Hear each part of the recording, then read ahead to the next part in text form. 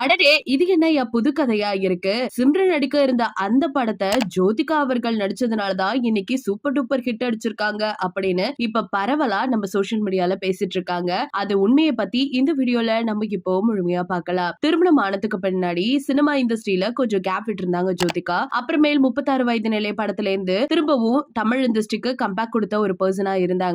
இந்த படம் கிடைச்ச நல்ல வரவேற்புக்கு பின்னாடி சினிமா இண்டஸ்ட்ரியில அதிகமா கவனம் செலுத்தப்பட்டாங்கன்னு நமக்கு நல்லாவே தெரியும். சமீபத்துல இவங்க நடிப்புல ஹிந்தில உருவான சைத்தான் படம் வழியாகி கிட்டத்தட்ட 100 கோடிக்கு மேல வசூல் செஞ்சிருந்துச்சு. இது எல்லாத்தையுமே ரசிகர்கள் ஒரு பக்கம் கவனிச்சுட்டு தான் வந்துட்டு இருக்காங்க. சிம்ரன் நடிக்க இருந்த ஒரு படத்துல ஜோதிகா நடிச்சு செம சக்சஸ் ஆனாங்கங்கிற செய்தி இப்போ ரீசெண்டா பரவ ஆரம்பிச்சிருக்கு. அது சிம்ரன் அவர்களே ஓபனா ஒத்துருக்காங்க. அது என்ன நடந்துச்சுன்னா, சூப்பர் ஸ்டார் ரஜினிகாந்த் நடிப்புல பி வாசு இயக்கத்துல உருவான சந்திரமுகி திரைப்படம் நம்ம எல்லாருக்கும் நல்லாவே தெரியும். செம சூப்பர் டூப்பர் ஹிட் அடிச்சது. அந்த படத்துல ஜோதிகா கங்கா அப்படிங்கிற ரோல்ல பண்ணி பயங்கரமான பேரும் புகழும் வாங்கியிருப்பாங்க. இந்த ரோல்ல ஃபர்ஸ்ட் யாரு நடிக்க இருந்தாங்கன்னா சிம்ரன் தானாமா. ஆனா சில காரணத்தினால அந்த படத்துல நடிக்க முடியாம ஆயிடுச்சாமா. கடைசியில பாருங்களேன், அந்த படத்துல ஜோதிகா நடிச்சு இன்னைக்கு பட்டி தொட்டி எல்லா இடத்துலயுமே அவங்க ரொம்பவே பிரபலம் ஆயிட்டாங்க அப்படிங்கிறது நமக்கு நல்லாவே தெரியும். சோ அந்த இடத்துல கண்டிப்பா சிம்ரன் நடிச்சிருந்தா எப்படி இருக்கும் அப்படிங்கறத யோசிச்சு பாருங்க. சோ நீங்க அந்த மாதிரி நினைச்சிருந்தீங்கன்னா மறக்காம நம்ம கமெண்ட் செக்ஷன்ல ஷேர் பண்ணிக்கோங்க. இது போல அப்டேட்ஸ் உடனுக்குடனே தெரிஞ்சுக்கணும்னா நம்ம சேனலை சப்ஸ்கிரைப் பண்ணி வச்சுக்கோங்க.